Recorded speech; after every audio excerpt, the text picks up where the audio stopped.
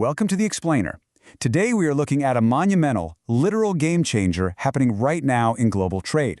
You see, for over a century, India's maritime sector has been operating under rules that were drafted all the way back in 1908. Seriously, 1908. But today the nation is radically overhauling its entire legal framework to build massive, highly sustainable global trade hubs. We're going to unpack exactly how India is transforming its coastlines to absolutely dominate the future of shipping. To really grasp the stakes here, just look at this number, 95%. That is the sheer volume of India's entire national trade that moves through its maritime routes. Nearly everything coming in and everything going out of one of the world's fastest growing economies relies entirely on the sea. It's the lifeblood of their trade. And when we translate that percentage into physical weight, well, we arrive at this staggering figure, 1,540.34 million metric tons of cargo. That's what was handled by Indian ports in just the 2023 to 2024 period.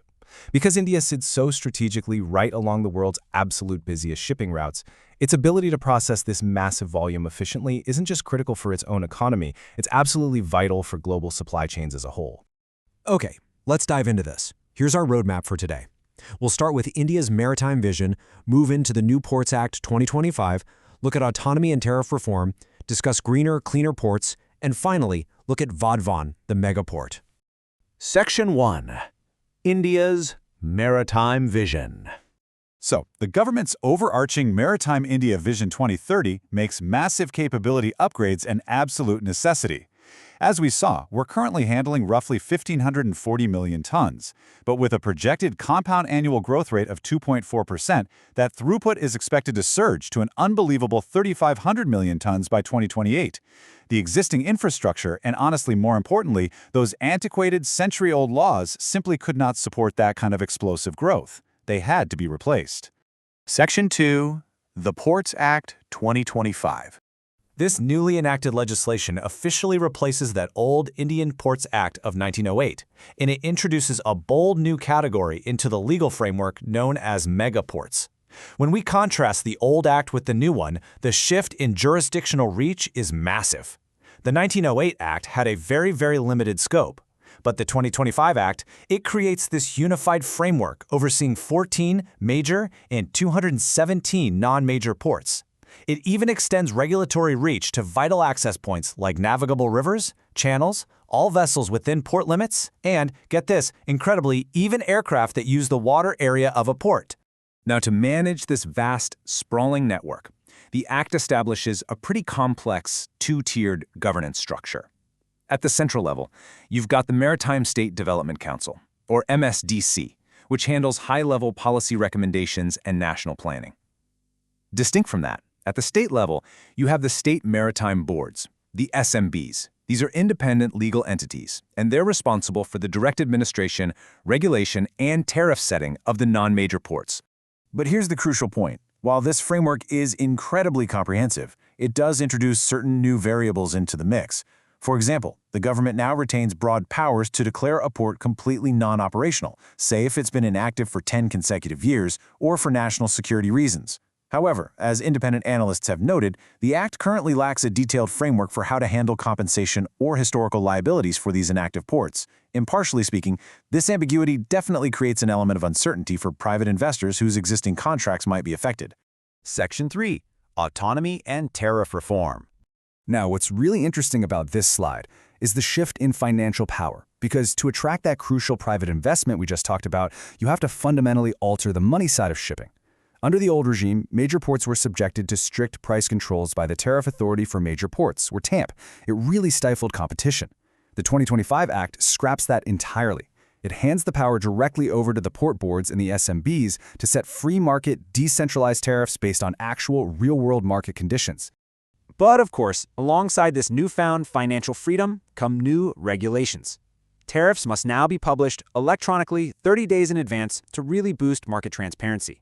Additionally, any change in control of a port requires prior government clearance, and new state-level dispute resolution committees, or DRCs, have been formed. However, it is worth reporting that stakeholders have raised some objective concerns here. The terms for what exactly constitutes a change in ownership remain largely undefined, And the new DRCs currently lack representation from independent or neutral members, which has prompted some valid questions about their ultimate credibility when a dispute actually happens. Section 4. Greener, cleaner ports. The 1908 Act largely ignored modern environmental realities, which makes sense given when it was written. But this new legislation strictly aligns India with the rigorous International MARPOL Convention, and it does this through 3 core environmental pillars. First, every single port must implement a comprehensive government-approved port waste reception and handling plan. Second, to ensure total transparency, there is mandatory electronic uploading of advance waste notices from ship masters.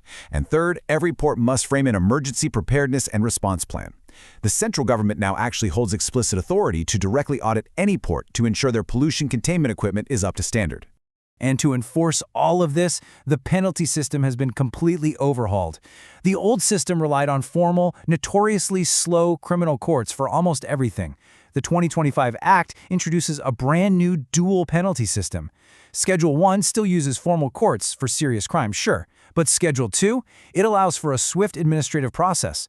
The port's conservator can now directly levy administrative fines of up to 200,000 rupees for operational or environmental lapses, all without ever stepping foot inside a courtroom. Section 5. Vadhvan, the megaport.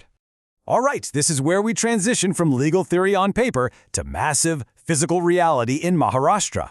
Vadhvan is set to become India's 13th major port. Vadhvan Port Private Limited recently released this statement. Committed to sustainability, VVPL says it will be 100% green from inception, ensuring minimal environmental impact. This is crucial to understand. The strict green laws we just discussed, they provided the exact legal blueprint needed to confidently design and fund sustainable mega infrastructure of this massive scale. And this brilliantly illustrates what happens when the legal path is finally clear. Overcoming these legal hurdles means full-scale construction is finally accelerating. The Bombay High Court recently granted approval for the removal of mangrove patches in the reclamation zone.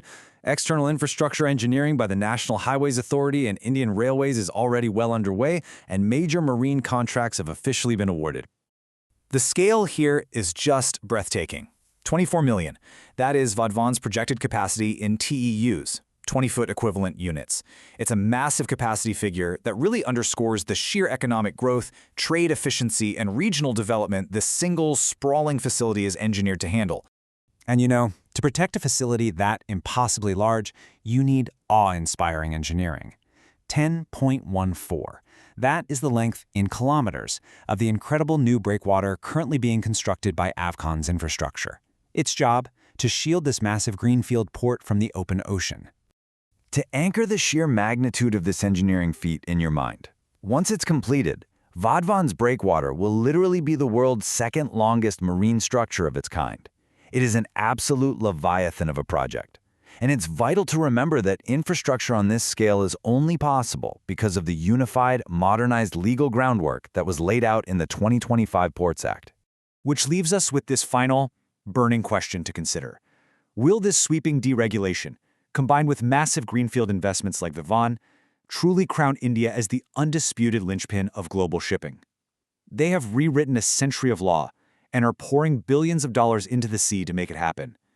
Thank you so much for joining me for this explainer, and keep your eyes on the horizon.